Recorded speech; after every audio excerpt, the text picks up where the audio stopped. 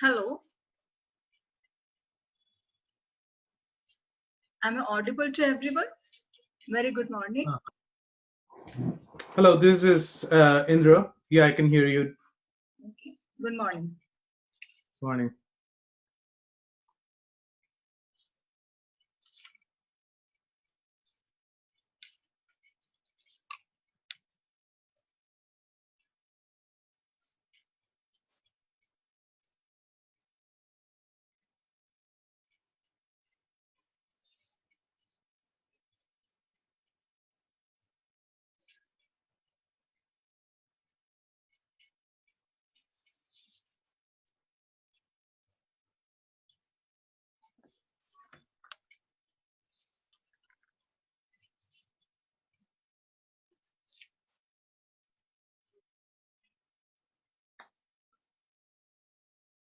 Dr. John, should I start sharing my screen or do you have an introduction before Yeah, that? I will be giving an introduction. We had present, we have got only 6 participants. I'm just waiting for more participants to join in. Maybe Sure. within 5 minutes we can start. Sounds good. Okay.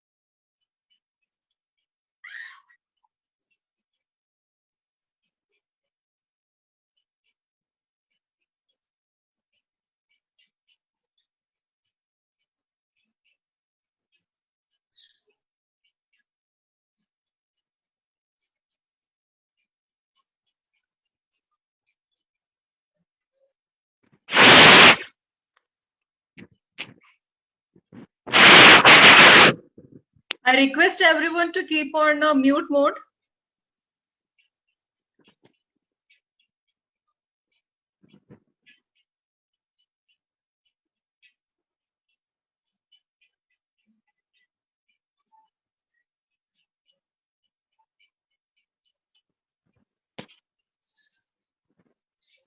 Indroneil sir, can we start? Sure. So very good morning to one and all present here. So today we are attending our webinar, and the topic of today's webinar is the role of bioeconomy in mitigating the climate change. With great privilege, I would like to introduce today's resource person, Dr. Indroneil Ganguly. He is an associate professor and associate director at University of Washington School of Environment.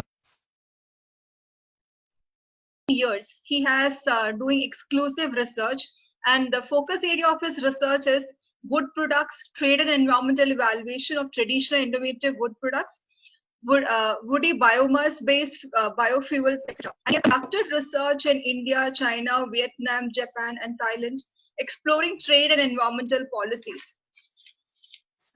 He has published more than 300 peer-reviewed research articles, and in very good articles, and he has written, and he is claimed as a very good researcher in the field of environmental sciences. So he teaches environmental economics and applied biostatistics at University of Washington. So with great privilege and honor, I would like to welcome Dr. Indroneil Ganguly for this webinar.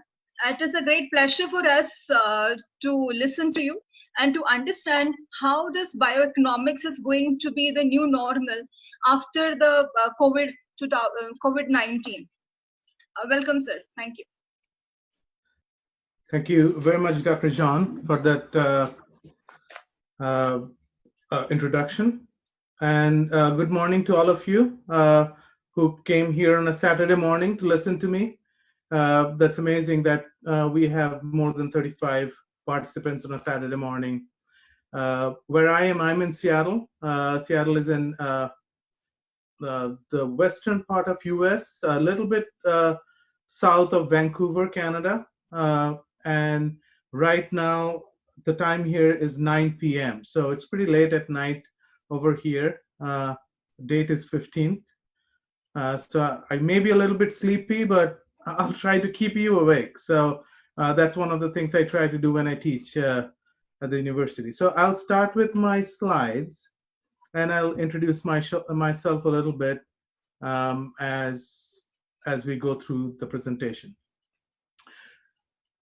So what I would request, I think the chat option is available Yes, to all the participants. Yeah. Okay, great. So if you have any questions during the presentation, please feel free to put those questions on the chat. 20 minutes or 25 minutes into the presentation, I'll pause and I'll maybe spend 5 minutes in looking at the questions and trying to respond to those, and then go back to my presentation. All I want to do is make sure that you're following me, and I'm not leaving anybody behind in terms of their understanding. I hope you guys can see my screen. Yeah, perfect. Okay. So as Dr. John mentioned, I'm an associate professor and associate director at Center for International Trade in Forest Products at University of Washington. A little bit background about me before I dive into the presentation. I did my post-graduation from FMS-IRM, and it was long back. If I tell you how long back, you'll know how old I am. So it was in, I think I was in 2000 to 2002. No. I was in 1999 batch. I graduated in 98, I think. Anyway, Yeah, 98, right? Okay, good. It's way almost 20 years back. So it's difficult for me to remember, and I was in rural management, and that's one of the reasons I went there to study because, and then after graduating, I started with CAPART, which is a ministry of employment, Indian government, and I got that job through campus interview. Um, uh, Within after finishing my initial appointment at CAPART, I actually left CAPART a little bit early and started working with an NGO, and that is the time when I started getting more involved in forestry. During my after my MBA, I worked almost for 3 years, and then I decided I wanted to get a degree in forestry, and that's when I came to the US, got a PhD here in forest products and marketing. And but now over time, I have gotten more and more involved in environmental assessment of forest products and bioeconomy.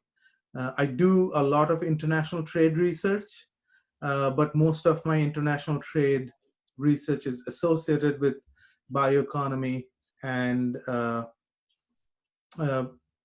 and different renewable energy policies that countries around the world has, and I'll talk about that in a little bit. So the flow of the this webinar would be, I'll start with some definitions, just to introduce the concepts and terms I'm going to throw at you, and then I will kind of establish why bioeconomy is important, both in terms of economic growth and climate mitigation. So there are two aspects of a bioeconomy.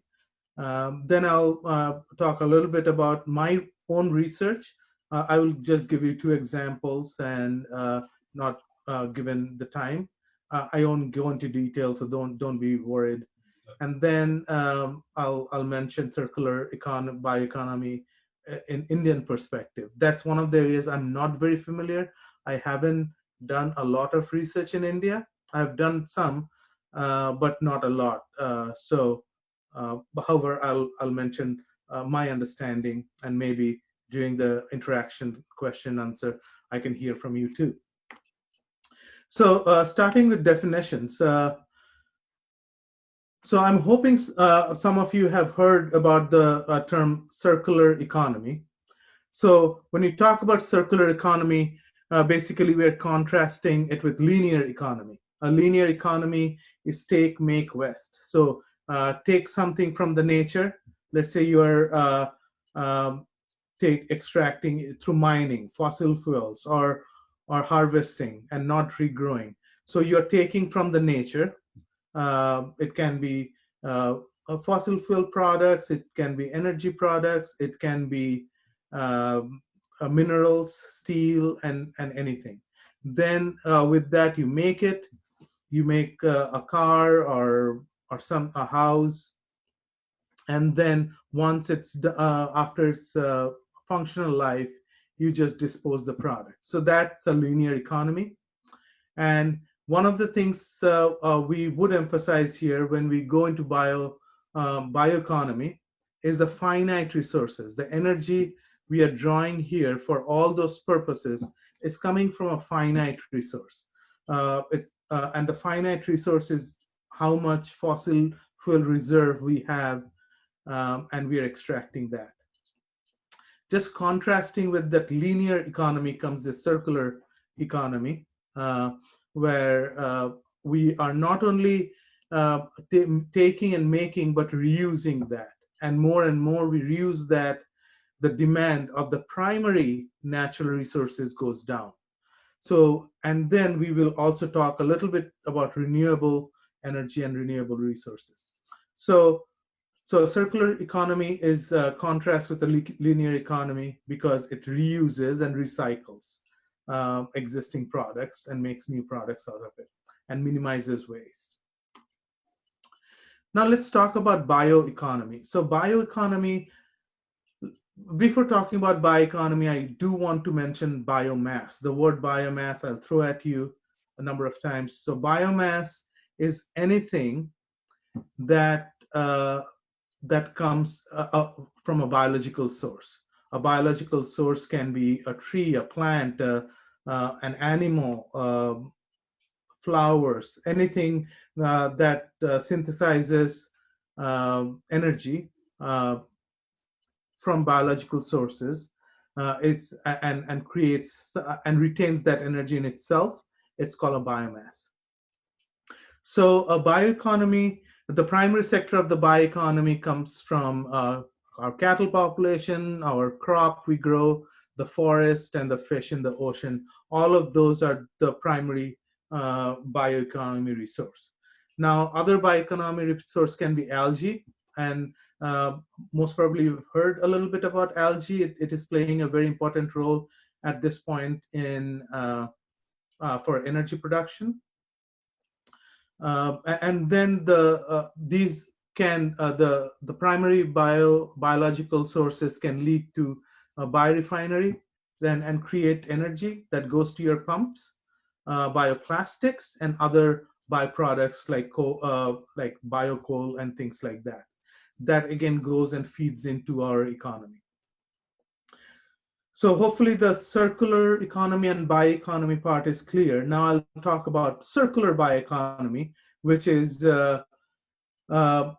so again contrasting with a fossil-based economy. So since Industrial Revolution, we have been highly dependent on fossil fuels. Everything we consume has a huge amount of fossil fuel impact in it. Now, what we are trying to do in this to be able to get out of the fossil dependence is creating, taking resources from nature, and kind of we are trying to valorize biomass.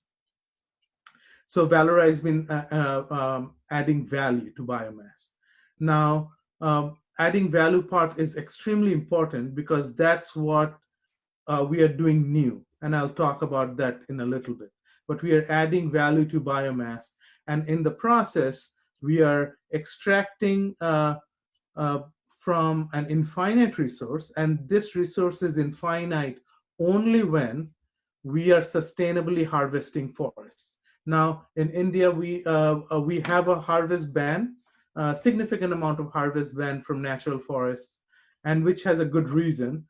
Because we deforested during our colonization era when British were still in India, and 30 years since we got independence, we rampantly deforested. And so our forests are looking pretty good now.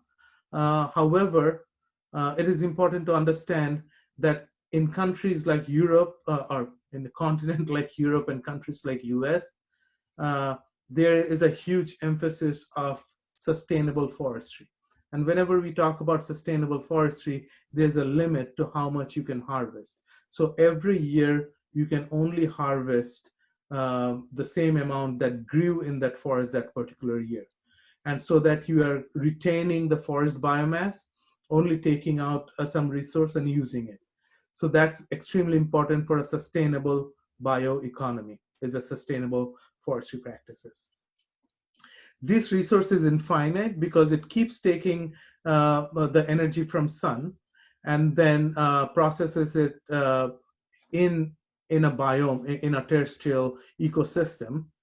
And we are harvesting from there, and that can go into biorefinery, and then biorefineries we can make very high-end fuel, and I'll talk about that in a little bit, which feeds in to our transportation, our electricity, that in turn emits the CO2, which gets sequestered back in the plants. So which is the circular part of it in terms of bioeconomy. However, a circular fossil-based economy only draws from a finite resource. And this last leg, see, this last leg is absent. The CO2 that we emit, there's no mechanism within the fossil-based economy to sequester it back. However, this last leg is the extremely important part of a circular bioeconomy, and which makes this resource finite. Now, again, I'm sure you guys know about global warming and anthropogenic global warming. Anthropogenic means human induced or human caused global warming. So let's say, what is global warming? I'll just give you like a 1 minute overview of global warming. Bear with me. Um, so when the radiation from sun reaches the earth, it comes as a very high frequency radiation, very small wavelength, short wavelength, high frequency radiation. It just penetrates through our atmosphere when and straight hits the surface of the earth. When the sun's radiation comes to the earth, it does not warm up our atmosphere. The warming up of our atmosphere happens when the rays of the sun hits the surface of the earth. The surface of the earth gets heated up, and in turn the earth's surface re-radiates back the energy.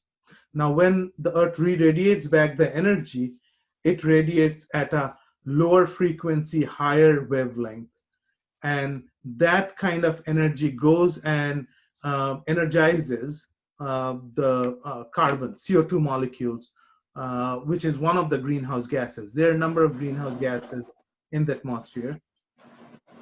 So these CO2 molecules gets agitated and they gets heated up. And these molecules then in turn starts radiating more heat and energy, and it bounces back between the different CO2 molecules and greenhouse gases. So this bouncing back and forth of energy in the in our atmosphere is important for maintaining the temperature of the earth. Let's say these greenhouse gases is extremely important for our survival, because had there been no greenhouse gases, we would have frozen to death. There wouldn't have been any life on the earth. So that's very important. Now, let's see what's happening. That's the greenhouse effect I just mentioned. The second part is the anthropogenic emission part. Anthropogenic is human-caused emission. So this fossil fuel emission, whenever we drive a car, the factory produces something, it emits CO2 and other greenhouse gases in the atmosphere. Now, where does this carbon come from? The carbon of the CO2 come from. This carbon comes from fossil fuels. Fossil fuels were trapped under the surface of the earth for millions and millions of years. Now we are digging that up and emitting that back in the atmosphere. That CO2 molecule that is coming out of the tailpipe of our car did not exist in the atmosphere before we drove that car. So the moment we drove that car, we are emitting that CO2 in the atmosphere. So, and over the years, we are driving more and more, we are burning more and more fossil fuel. So there are some natural systems that sequester back the carbon back within the terrestrial system out of the atmosphere, but we are emitting at a faster rate. As we are emitting at a faster rate, what's happening, our atmosphere on this side of the equation, our atmosphere has a higher abundance of CO2. Now remember what I said here, that when the heat radiations tries to leave the Earth's surface, it agitates that CO2 molecule, and they in turn radiates more heat. So now that agitation is happening more and more and more on this side, because we have increased the abundance of CO2 in the atmosphere. And as a result of that, our Earth is warming up. And this side, that is a normal condition. We have some greenhouse gases, which does trap some heat, but a lot of heat escapes the surface or our Earth's atmosphere in a normal situation. Now what's happening, a lot more heat keeps trapped here and a lot less heat is leaving. So we are warming up the Earth. So the solution is basically what we have to do is reduce our emission of fossil-based CO2. And that's why I'm emphasizing on fossil-based CO2, because soon I'll talk about the biological CO2 or biogenic carbon, as we call. So let's talk about the bioeconomy and growth and climate change. By the way, the picture you're seeing here is a high-rise building made with wood. This kind of wood is called CLT, cross-laminated timber. So, and this is one of my research areas. I work on really tall buildings in British Columbia, just north of where I live in Canada. They build an 18-story building, all with wood, no concrete, no steel rebar, all built with wood. In Vienna, they have built a 24-story building. In London, they have 7 or 8 tall, more than 12-story high buildings made with wood. And that is one of the important aspects of this bioeconomy, what I'll talk about, because one of the most impactful materials in this world is concrete. Concrete emits a lot of carbon to the atmosphere and contributes to a huge amount of global warming. And it's just second to fossil fuels, which is petroleum and coal products. So anyway, I'll mention it a little bit later. I won't go into much detail on this one. So again, this is a fossil-based economy, anthropogenic global warming. What's happening in a forest-based or a bio-based economy is there's some wood products is going to industries, which is getting used in the economy, but at the same time, there's somebody else is writing on the screen. Please don't do that. And then in turn, forest also decays. So this CO2 gets emitted to the atmosphere, and then eventually it gets sequestered back. However, in a fossil-based economy, it does not get tracked back into the terrestrial ecosystem. Which so if this is done correctly, we will not cause global warming and help mitigate some of the global warming that's happening. So let's give you a quick example, and I'll go and take questions. I see there's some questions. So this is, let's say, in a sustainable forestry, what happens that we prepare the site, we plant trees, the trees grow, we harvest some of the trees and let the tree grow again, and we keep on doing that cycle. During that cycle, what happens? We sequester a lot of CO2 into the terrestrial system, into the wood. Now, while we are doing this logging operations or trucking operations, we are emitting some fossil CO2. So this fossil CO2 is bad because we are emitting it. And this atmospheric CO2 that we are sequestering in the terrestrial ecosystem is a benefit to the environment. Now, in the process, what happens, this biogenic CO2, this CO2, by the way, is called biogenic CO2 because it is sequestered in a through photosynthesis. And that biogenic CO2 gets transferred into wood products. Now, when wood products gets manufactured, like particle boards or lumber, they're also we emit a lot of fossil CO2 because we are using some coal or petroleum products to heat up the kilns and drying the wood and transportation. However, some of the CO2 that is sequestered in here also gets emitted because we are burning, and there's a huge amount of waste we are also creating, and our focus would be on this waste product. Finally, this ends up in our houses as if you're making building a wood house. By the way, wood houses is all the houses out here. My house is made out of wood. I live in Seattle. Most of the single family houses are made with wood in the US and Canada. Also, desks and paper and all this are wood products, and some of the sequestered carbon is still sequestered in here.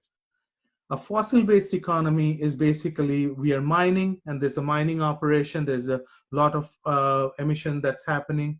For example, when we um, um, uh, make concrete, we harvest limestone and calcinate it. In the process, we emit some CO2. Then we use a lot of energy. If you have ever seen steel production, you'll see how much energy it needs. And all those energy comes from fossil sources and processing. And this energy use keeps on going. So there's a lot of emission going up and up and up in the atmosphere. In this process, what's happening, I don't know if you've heard about the huge fire we had in California. If you do not manage the forest would burn. And the reason the forest would burn because the humans have changed the ecosystem. Forests don't have so much deer or elk, or so that they can go and eat some of the younger seedlings, so that the forest doesn't become very dense. Now what's happening, the forest is becoming very dense, and the wildfires are becoming absolutely a disaster to the economy. Most probably you have heard about how many people died in California because of that forest fire. So in a circular bioeconomy, what we'll be focusing on, and that is based on my research, and there are other aspects I'll mention too, is lignocellulosic material, algae, and waste. My work is on lignocellulosic material and waste, and there are different pathways. There are refinery conversions that happens. For example, I'm sure you have heard about ethanol. Ethanol is an energy product. I don't know if it gets used in India in cars, because in the US all the gas stations or petrol pumps have at least 10% ethanol mixed in the, and that is a biological source. However, it can be further improved and made into an exact replica of wood products. So before I go farther, let me see at the questions I got.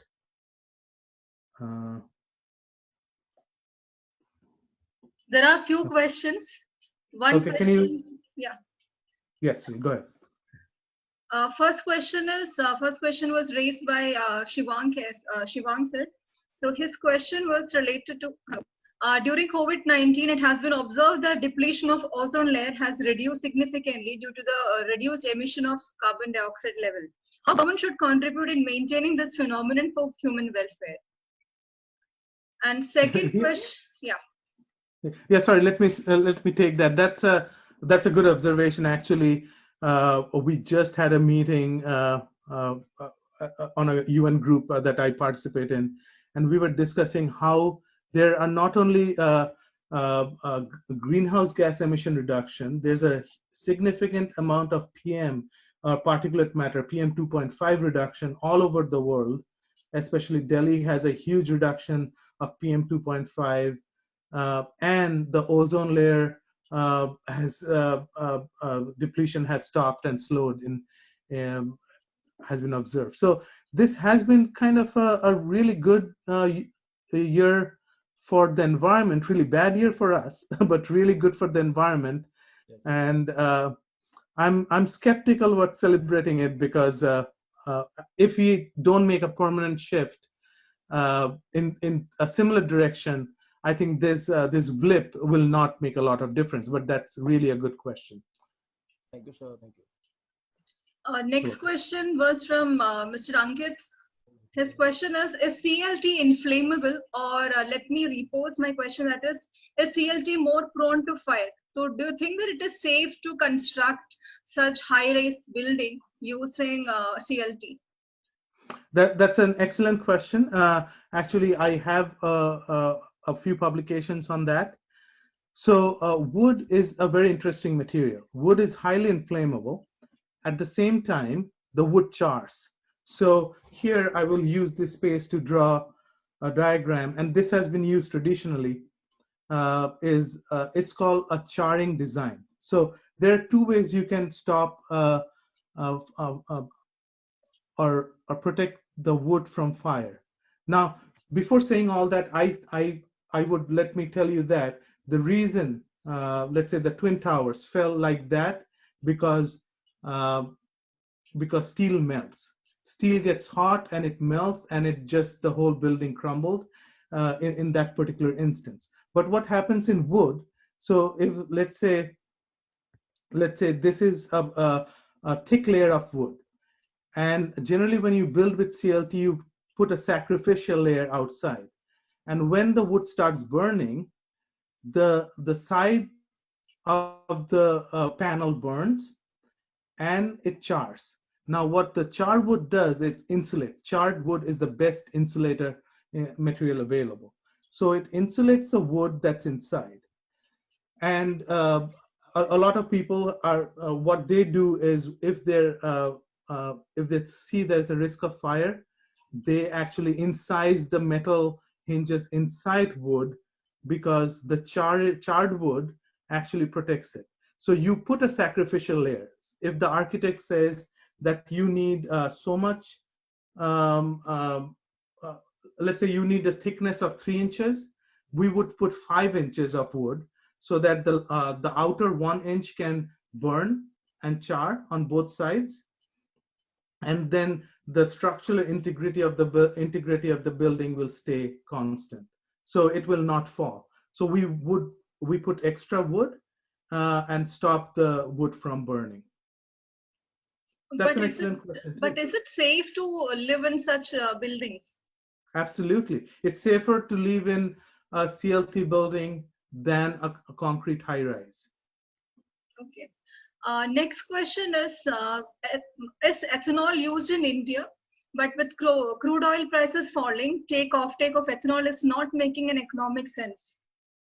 Right, and that's also an important observation, very interesting, because there's always this issue with the fossil fuel prices. Every time the crude oil prices go up, the interest in bioenergy goes up, and anytime the crude oil prices goes down, the interest in bioenergy goes down.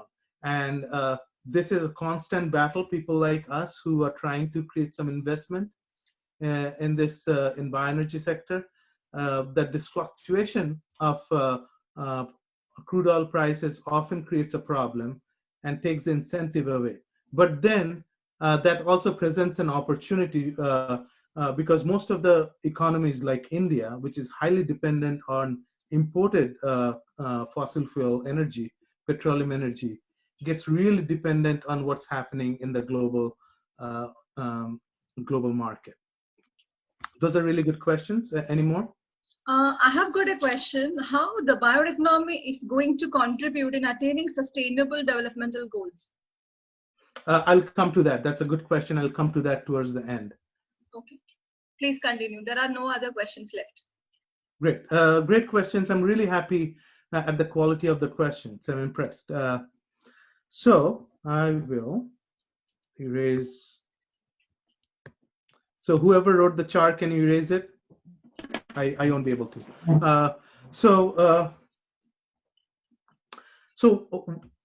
in this slide, what I'm trying to uh, show is the circular economy and bioeconomy and growth, and I'm focusing on some of the materials which are waste. So this is in Gujarat, in Kandla. I did some research over there, and this is in a a door maker. They saw wood and they make doors, and you see so much biomass is staying there, and they would pile them up and either put it in their kiln or just waste it. This is in US, where after harvest we pile up all the biomass like branches and twigs, which doesn't go to the wood product industry, and burn it. So it's absolute waste. In here, this is a huge resource. I'm from Bengal. We call it kochuripana in Bengal. It's everywhere in Bangladesh and Bengal. This particular picture is from Kenya. It's hyacinth. Hyacinth is the English word for it. So it just clogs rivers and ponds and everything, and it's a cost. But at the same time, a similar product in Africa, Jethrofa, and also in South India has been, we have been trying to use it for biofuel. These are all, technically, these are waste. And whenever we take some waste material, and that's the question that got asked, what happens? I'm not sure how many of you remember your economics. This is the Pareto curve, or production possibility frontier, PPF. So basically, these are resources that we are not considering. Once we take these resources into consideration, our production possibility frontier moves. So economy as a whole actually grows more, because now we have more resource to think about, which is same with circular bioeconomy. Let's say we have so much amount of steel available, but the more we are recycling the steel, every time we are recycling the steel, we are creating jobs, we are creating income, we are creating GDP. And that's from only one time we harvested or we extracted mined steel and minerals from the earth, and we keep using it 9 or 10 times. So we are losing some every time. So however, our economy, our resource increases 5 times because we are recycling. So all this waste recycling and recycling of useful material actually ends up triggering the growth in the economy. And here, a natural economy is what we knew when we were primitive, or before the industrial era. We knew about food production and all those. However, the fossil economy kicked from industrialization, and now this green line here is the bioeconomy, which is our next phase of growth, because the fossil economy is limited, because our fossil fuels are limited. And as the fossil fuels run out, we will have to depend more and more on bioeconomy, and more so on the circular part of the bioeconomy as well.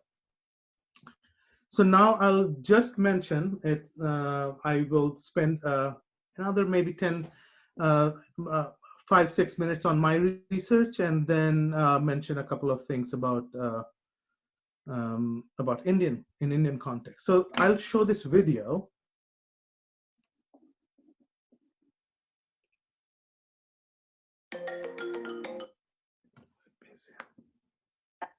Next conversation. Joining us now are Indroneil Ganguly. So just before showing this video, Dr. John, can you hear me? Yeah, I can. Okay, good. So this is, this was one of the Discovery Network documentaries that they made.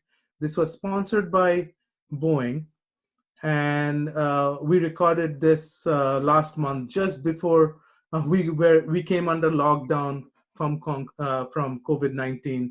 We recorded this, and this is on Boeing campus. By the way, if you don't know, Boeing is headquartered here in Seattle, and some of my research is with them. So with that, I'll just start the video. An associate professor at the School of Environmental and Forest Sciences at the University of Washington, and Amy Ban, an environment strategy director at Boeing.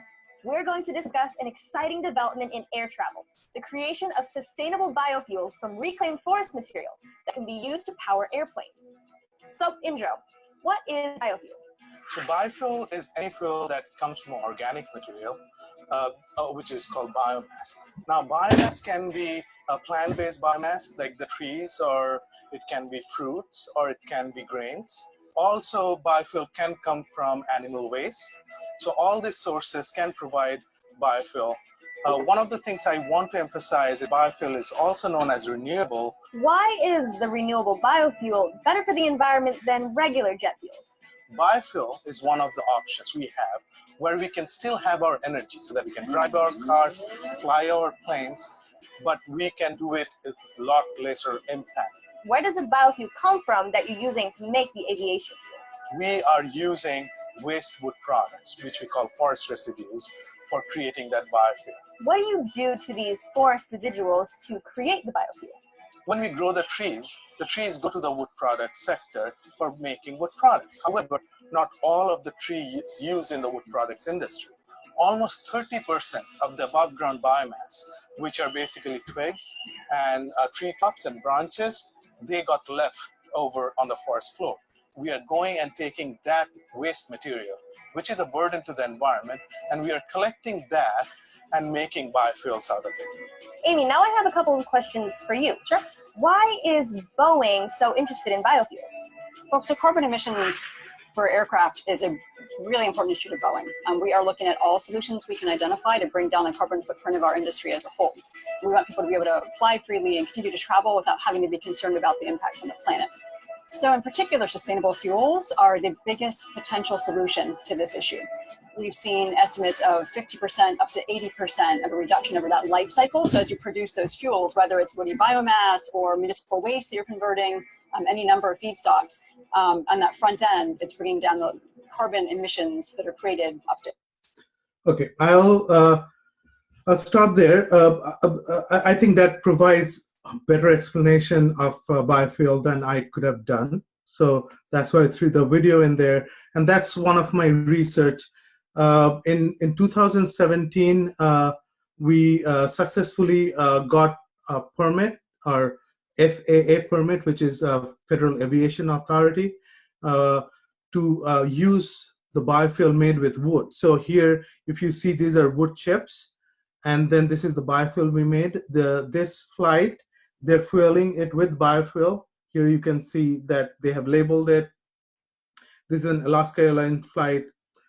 It got covered in news media and everything. And then if you see here, I'm the only person who is not professionally dressed here, but this is the flight we took, and this is in DC. So we flew from Seattle to Washington, DC, 2,000 miles, a plane filled with biofuel. And this is Secretary Bill Sack, one of the Obama era secretaries of US, who came and greeted us.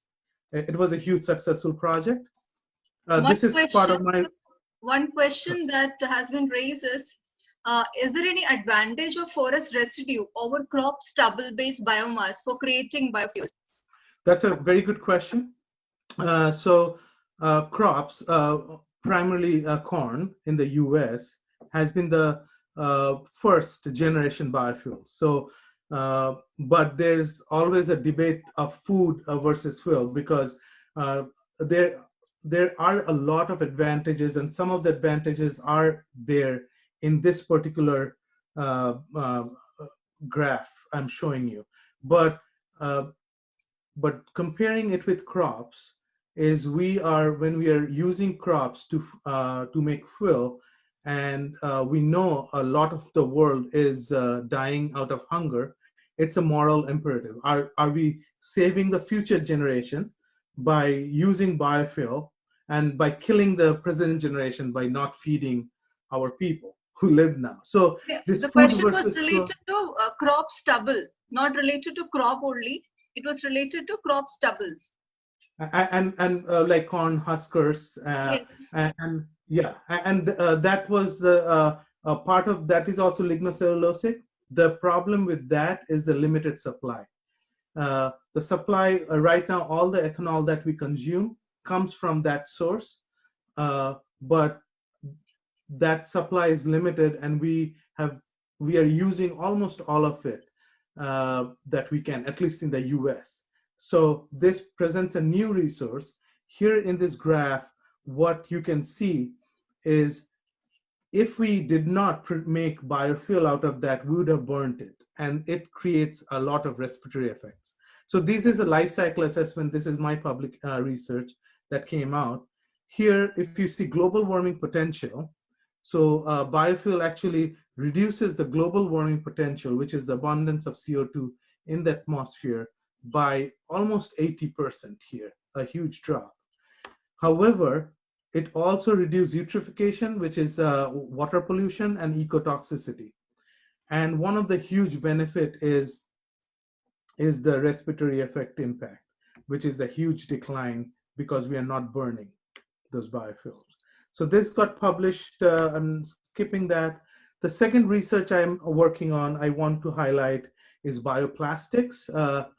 So bioplastics have an advantage that it decomposes within 3 months. However, regular plastic takes 450 years. So think about that. All the plastic we have ever produced, none of that has been decomposed. All of that is in the circulation, and we throw this plastic and they don't decompose, and they stay in our environment forever. This is, I'm sure some of you have heard about the Great Pacific Garbage Patch. This is 150 million metric tons of plastic that is a little bit west of California, and it's from all over. It comes from tsunamis, it comes from dumping, from cruise ships and everything, and it's a huge problem. It's going into fish feed, and we are ending up eating this plastic because we eat fish. At least I do. Again, I'm Bengali. I have to eat fish. So, and in this particular project, we are making bioplastics also from residual biomass, and this has never been done before, and this is the first time anybody is doing it, and my lab is leading this particular research. I'll just mention some of the other research projects I have. I have bioenergy research projects, collaboration in US, Japan, and South Korea. This is, we met with the US Congress and Senate on bioenergy and emphasizing on bioenergy. And this is one of the research trips I had in Japan. And then after research, I go and eat with friends. I love eating food, all kinds. I have some construction sector, CLT-based construction solutions in US, China, and in India, we are just introducing wood-based construction. This image is one of the CLT producers, is the owner of the CLT production facility in a Jiangsu province in China. It's a little bit east of Shanghai. This is in Mumbai on a construction seminar. And then again, after all the meetings are over, I go and eat and drink. And these are some of my students who graduated and went back to China, and I met them when I was in Beijing. Let's spend a couple of minutes on the circular bioeconomy of India. And it's especially important for India because India is an energy deprived nation. And some of the projections, dominant projections, you've seen that, most probably seen, by 2035, the demand for, or the demand for energy or fossil energy would be 30% more than the supply of fossil energy. So that means that that growth will not happen unless we find a source of energy. And fossil energy will get limited more and more because all the countries are competing, and we have to find a solution. So here you see that since 1990, Europe has been reducing its overall carbon emission. China's carbon emission went up significantly, and India's carbon emission has also been going up.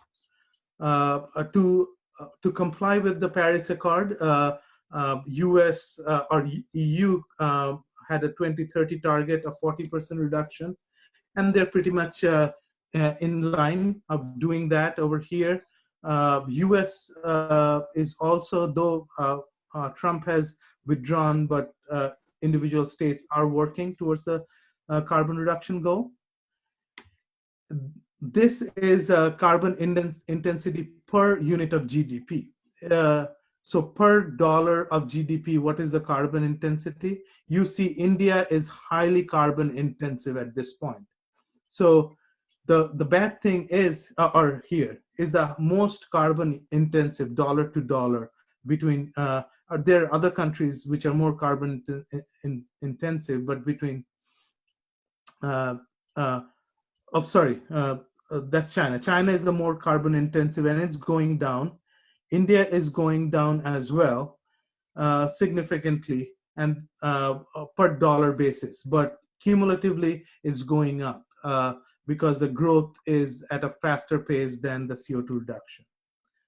There are a lot of government initiatives you have seen. I don't have to tell you about this, but the biotechnology industry investment is one of the fastest growing investment in India, and there's a huge government support for that. There's a lot of corporate interest in India as a bioenergy or bioeconomy destination, and I just had a discussion with one of the European entities that work on it, and during the meeting he was saying how important the Aditya Birla Group is playing in this bioeconomy. I saw some, this is something that came out in a San Francisco-based Silicon Valley news outlet, where it says that India is the place for biofuels companies. So definitely India has the opportunity to grow. It will be a growth engine, especially India has a huge resource of waste bio products that can be converted to bioenergy. Japan, South Korea, China all have significant bioenergy goals. India has started too, but it's lagging far behind. There's a lot of investment, and I'm confident that India's bioeconomy will grow significantly with the growth of the economy in general, and then it will help it achieve the Paris Accord. So that's all I have. That's my family, and I can take some questions now. First question, yeah. I can, if anyone of you are having any question, you can unmute yourself and ask a question. And some question which I can read from the chat boxes. First, that Mr. Ashwini, he's having a question.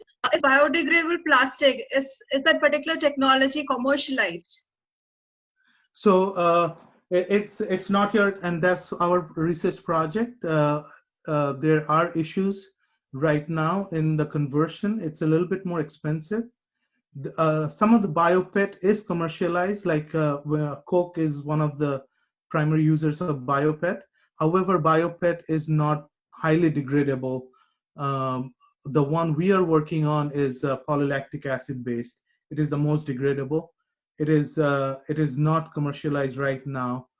There are some outfits, one in Thailand and one in the US, that do produce PLA based, but it's not very widespread because it's expensive. Mr. Ashwini, you can unmute yourself and ask the question. Good morning, Indroneil. Hey, morning. Yeah, good morning. Please ask the question. Yeah, so the graph was very interesting to look at, that everywhere we look at carbon dioxide emissions per unit of GDP, and there is also a kind of unit which talks about carbon dioxide emissions per capita. Now, to kind of look at the implications at the global level as to how do we kind of reconcile with these two differences, one largely from an economic point of view, second from a demographic point of view, and how does it lead to our efforts on climate changes? Thank you. Yeah, that's a good question. One of the India per capita CO2 emission is very low because we ride a lot more buses. We don't drive too far every day. So our carbon emissions per capita is very low, but India is a big country, and we have in total we have a high CO2 emission. However, what I think this waste, if we are using a lot of this biomass and residues, a lot of that will help in reducing our carbon footprint. At the same time, in a study that we did in the US, we saw that a significant proportion of the income from these kind of projects goes to the rural population, because they are the ones who truck this biomass from this urban center, rural areas to the plant or biorefinery and whatnot. So, so those are very important dynamics. It's not like a software or coding based where the income is only concentrated in urban areas. If you're in a bio-based economy or a bioeconomy, the income gets more evenly distributed. And I think that's an advantage for a country like India, where there's so much income disparity. Any other question? Hello, sir. My name is Dr. Rustam Bora. So it was a really enlightening presentation. So thank you so much for this information. But my concern is related to Indian environment. So when we talk about the environmental conditions of India, we have very limited resources, that to be a natural resources. So one of the part in your presentation was to build houses or to use basically using of a wood instead of concrete. So there are a lot of things. If we consider comparative to different countries, India has a limited resources in even a wooden frame. So what could be the sustainable part of this particular bioeconomy in not using of wood instead of concrete, or what could be the other possibilities if we find out for a natural resources? Right, and that's a good question. India is a wood deprived country. India, China, they import most of the raw material. So all the wood, most of the wood we produce or wood products we produce uses imported wood material, mostly from Malaysia, Indonesia, and other countries, Myanmar. Now, there are wood, but however, India has a very strong woodworking community. So does China. China is the largest exporter of wood products in the world. However, it imports almost all of its raw material from US, from Europe, from all over the world, and processes it in China and exports it. So, so there are economic benefits of that, and there is also the let's say the bioenergy, the project I'm doing with South Korea and Japan. The material is produced in the US and consumed in Japan and South Korea because they don't have the material. They get the credit of global greenhouse gas reduction. US does not get that.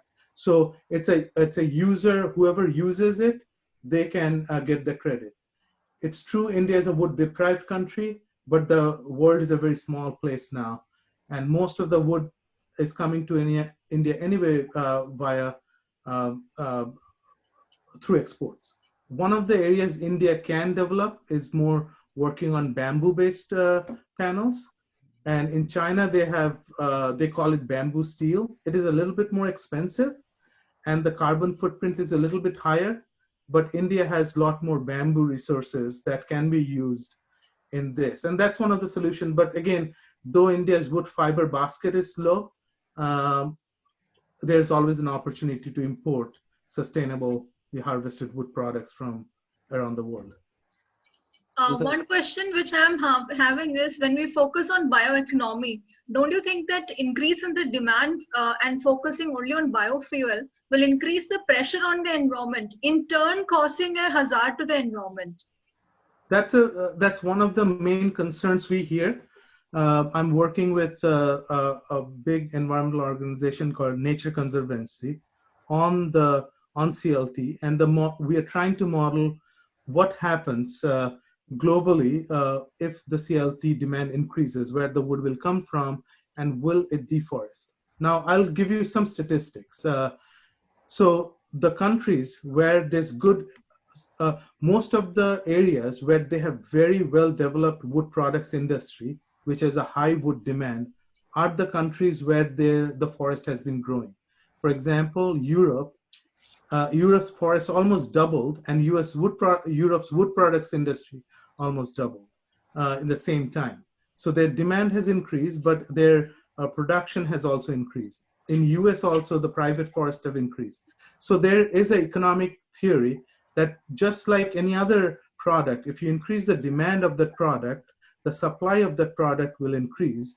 One of the things we have to make sure that we don't deforest, especially in India, when India is a huge importer of wood from Solomon Islands. when they're importing from Solomon Islands, the Solomon Islands is getting totally deforested, and that's a bad kind of harvest. However, New Zealand has a really sustainable harvest system. So, and that's why at the very beginning, I said you have to make sure that it's sustainably harvested. If there is a growth of X in any particular year, we will have to harvest less than X in that particular year so that our wood product resources stay stabilized. And most of the time we do not kill. I mean, smart people don't kill a goose that lays golden eggs. And forest is a good goose that lays golden eggs. And if you go and harvest everything, we will get, will not get a lot of golden eggs for sure. Okay. Rustam sir, I think you were having some question. No, I'm definitely satisfied with his answers. So basically, his research has given a very insightful information. I really thank you, sir. One more question. I'm so sorry. One more question from my side is, when we talk about this bioeconomy, we can also think about coming with various products, rather than depending upon ethanol, or rather than depending upon crude oil for even for producing textiles and all. Can we come up with some sustainable products, even in the form of textile, or even in the form of writing material or things like that? Is there any alternative rather than depending upon the natural things? Yes. So, example, and that's spider, the textile from spider. Yeah, Fiber. and that's exactly the conversation I was having. I mentioned the Aditya Birla Group got involved in with this European organization, and they're trying to source their material more and more sustainably from across the world. There are definitely, in textile is one of the big areas where the bioeconomy, especially in India, can flourish. That's not my area of research. However, I did some work on mulberry silk back in China and in India, and that's one of the areas. But I haven't done a lot of work since. So, yeah, there are definitely options out there, and there are groups that are looking into it. Not me. Thank you. Any other questions, please? Just a thought came in my mind, if you permit me to ask, ma'am. Yeah, please. Sir, we are basically focusing on biodegradable things, and agar hum thoda sa, when we move towards in a traditional era, so most of the time, instead of using a modern material of building the buildings or constructing something, we used to use limestone. So will it be a fine to use limestone instead of wood or these type of things, which is less in nature or which takes lot of time to build, which could be a unsafe for people? Limestone is a big part of concrete itself. Cement comes from limestone. Yes. It's all. It's very difficult to say what is good and what is not. I do not want to make a blanket statement without knowing. I have done a lot of research on concrete and steel and wood. However, if you think building with bricks or stone without, so when we make cement, we emit two kinds of CO2.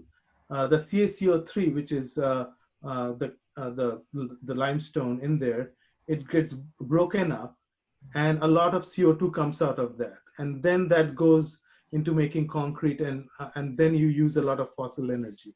Okay. So if you can somehow reduce the emission of CO2, and how you, if you think about least processed material, and that may help. Thank you, sir. Thank you, ma'am. Yeah. Thanks a lot. Is there any other question from any other participants? No, ma'am. Okay, there are no questions. So I think this particular session was very informative, because when you talk about the future of the economics, it is going to be a bioeconomics, and we have to focus on various sources through which we can ensure the sustainable development of various. One last question before you wind up. You have to answer one question from my side as well. That was the last question.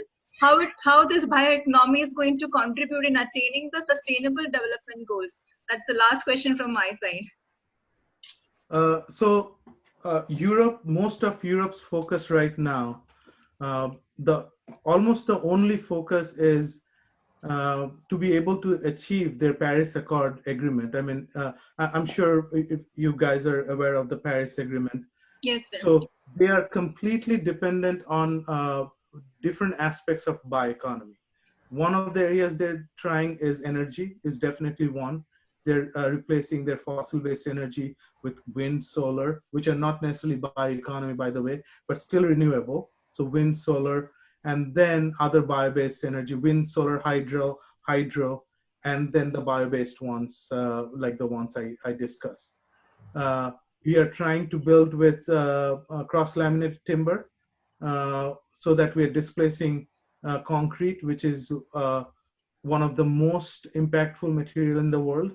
And those are the primary ways, and they're emphasizing on the reuse. They are reusing their municipal waste significantly. They're using some of the new buildings they're building are completely powered by their own municipal waste. In Seattle, there's a building called Bullet Foundation, and they collect the municipal waste of all the residents, and they create energy and then feed energy back into the building. So, and the building has been completely self-sufficient on, it's a 4-story building, and I think 30 residents, and they produce their own energy by their waste. And they trap all the water that falls on the roof and filters it, and that ends up being their water they use. So there are a lot of ways you can think about reusing the material without creating an impact. And bioeconomy plays a significant role, but not the only role. There is a huge opportunity to reuse our waste in different kinds of ways. Okay. Thank you, sir. So since there are no more questions from the side of our participants, I would like to thank you for coming down and actually providing us with all the knowledge related to bioeconomy. It's winding up from FMS-IRM. Thank you to all the participants. It was a really eye-opening session. We can also focus upon ensuring how we can contribute in the sustainable development of our nation as well, and taking all the inputs from the researchers that is happening across the world. Thank you all the participants, and thank you Indroneil sir for sparing your valuable time with us. Thanks a lot. Thank you, ma'am. Thank you, sir. Please, if you have any unanswered questions, send me an email. I'll be happy to answer those. Okay, thank you.